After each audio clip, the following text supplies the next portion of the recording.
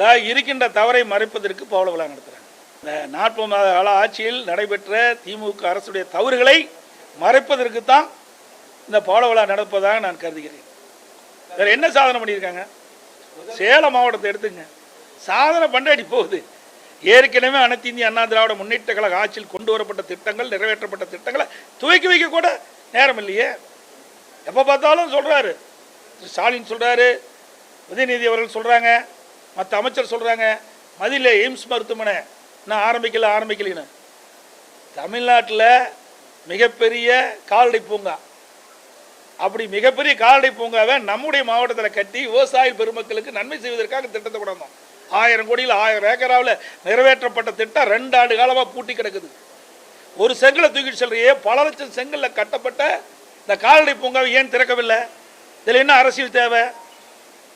2 ஆண்டு காலம் அதை பூட்டி வச்சிருக்கீங்களே. அவர் என்ன கோரிக்கை வச்சார்னு அவருக்கு தானே தெரியும். உள்ள பிரைம் மினிஸ்டரும் முதலமைச்சர் தானே பேசிக்கிட்டு இருந்தாங்க.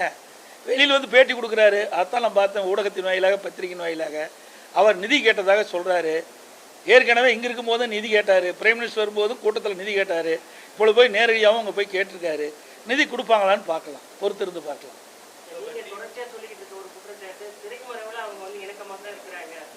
திரைமறைவில் நேராகவே இருக்கிறாங்களே, ஊடகத்திலையும் பத்திரிகையிலும் பார்த்தேன்ல. அவர் அண்மையில் திரு கருணாநிதியுடைய 100ஆண்டு விழா நடைபெற்றது. இந்த 100ஆண்டு விழாவிலே நாணை வெளியிடுவதற்கு யார் வந்தா, யாரெல்லாம் கலந்துக்கிட்டான்? மத்திய மந்திரி வந்து 100ஆண்டு விழாவிலே கலந்து கொண்டு அந்த 100ஆண்டு விழாவிலே நாணயத்தை வெளியிட்டார். அந்த 100ஆண்டு விழாவிலே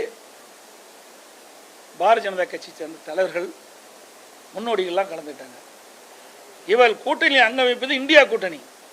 என்டிஏ கூட்டணியில் இருக்கின்ற அங்கே இருக்கிற அமைச்சர்கள், அங்கே இருக்கின்ற அந்த கட்சியுடைய தலைவர்களை அழைத்து இதை நிகழ்ச்சியை நடத்தினால் எப்படி சொல்வது?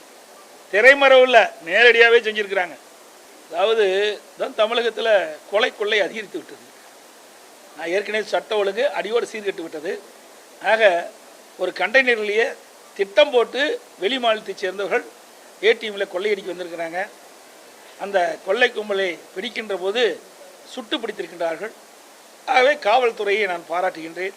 இப்படி காவல்துறைக்கு முழு சுதந்திரம் கிடைக்க கொடுத்தால் தமிழகத்தில் சட்ட ஒழுங்கு நிலைநாட்டப்படும். ஆனால் விடியா திமுக ஆட்சியில் இன்றைக்கு காவலர்களுக்கு, உயர் காவலர்களுக்கும் பதவிகளுக்கு முழுமையான சுதந்திரம் கிடைக்கப்படவில்லை. அதனால தான் சட்ட ஒழுங்கு தமிழகத்தில் சீர்கட்டுகின்றது.